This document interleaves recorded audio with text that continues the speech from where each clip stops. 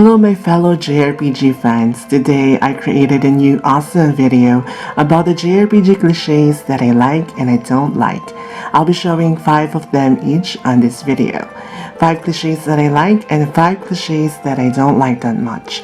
I'm sure you guys know a thing or two about what I'm about to show you.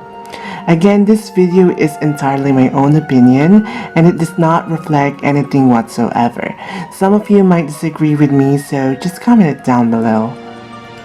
I am using my voice from now on and I think it's much better to build closeness from you guys. I reached 1,800 subscribers and I'm very thankful for this achievement.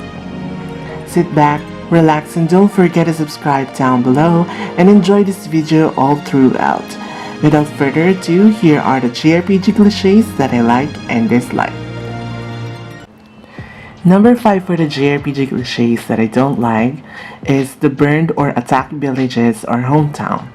Almost 60% of the JRPGs that I have played have almost the same plot, which is revenge. It's either from destroying the protagonist's home or killing the people they love and destroying his hometown, or it's a place where the hero just went through and people were like, he doesn't even go here, and the enemies attacked and burned their houses anyway. Number 4. Collecting crystals, stones, or anything to defeat the enemy. This might sound familiar to you. This is so cliche way back then. Almost all JRPGs have something similar to this. Mostly it is elemental like fire, water, wind, and earth. You have to visit some trial caves and solve puzzles in order to attain them. And collecting them all together gives you strength to defeat the villain. Usually these heroes are destined to travel and gather these crystals or stones or what you may call it.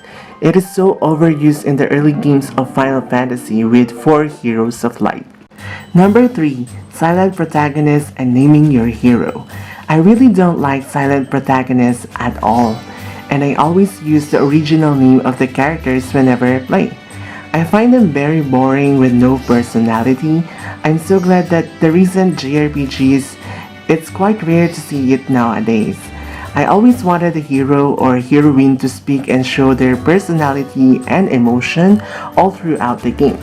This really gives so much depth on how the gamers feel on what the hero feels. Number 2. Not the final boss. Oh god, this is one of the most annoying thing ever in any JRPG.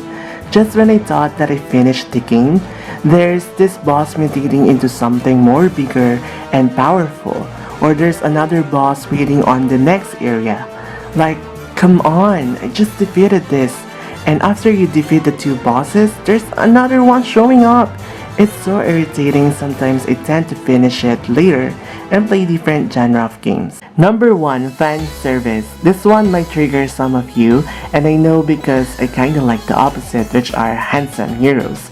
And most guys like seeing female characters showing some skin and boobs. I know it is a marketing strategy to attract male gamers, but honestly whenever I see one in a game, I just turn a blind eye on it. But for me, it does change the overall quality of a game if it has an excessive fan service. I like romance kind of fan service though. Number 5 for the JRPG cliches that I like is islands in the sky and airships. This is my dream fictional place ever since I'm a kid, and traveling in the airship is just so magical and adventurous. I bet you guys have played a game with a floating island more than once so far, and honestly I would love to see more JRPGs with places like this. It's really fun seeing a world with a floating island in the sky, and it brings so much fun sightseeing on your airship and exploring the whole map of the game. 2 of my favorite sky islands are Pucherba in Final Fantasy XII and Kingdom of Seal from Chrono Trigger. Number 4. Talking mascots or animals. Well, you guys probably expect this to be on my list. Almost all JRPGs have talking mascots, and they bring cuteness and entertainment in any JRPGs. Some of them are party members who can fight in battles, or simply just a pet companion who guides you throughout your journey. Typically, they are animal-like creatures or a fictional creature created uniquely. I never get tired seeing them whenever I play a JRPG. They just give a good vibe in your party and the story. Number 3. Kingdoms or Queendoms, Monarchy. It is very cliche to have princess and prince who are next in line for the throne to be the protagonists of a JRPG game.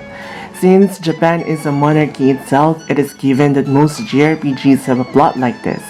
Most storylines that I like, which is so cliche, is a villain killing the king and queen, and then the princess or the prince escape and revenge for the death of their parents, and gather allies along the way to reclaim his or her throne. Sounds familiar? Deja vu, right? I know a lot of JRPG with plot and stories like this. Number 2. Badass female characters. Quite frankly, I love playing as a female character in any JRPG. I always make sure that my favorite girl is in my party no matter what. Girls that can kick some butt and showing their cool side is such a likable character. Most of them typically are the love interest of the main hero of the game, which provides romance in a JRPG. One more cliche about it is that they are childhood friends, like Tifa and Cloud. Not only they are strong physically, but their overall personality oozes with coolness and a kind heart. Number 1 is Heroes Saving the World. Well, I am positive that almost all JRPGs have the same plot, which is a young hero from a small town destined to fight for something, friends, family, or whatever. And typically there is a villain with a complicated reason to destroy everyone and the whole planet. The hero needs to travel the world and meet his or her party members along the way. And also they need to do something first, like getting stronger and doing side quests mostly in the cities, and eventually meeting the villain's underlings who are bosses as well. This leads up to defeating the most evil villain in the game. Once they kill the enemy, they live happily ever after. The end. Thank you guys for watching and listening to my cringy voice. I hope you can support me by subscribing on my channel. I'll see you on my next video. Bye for now.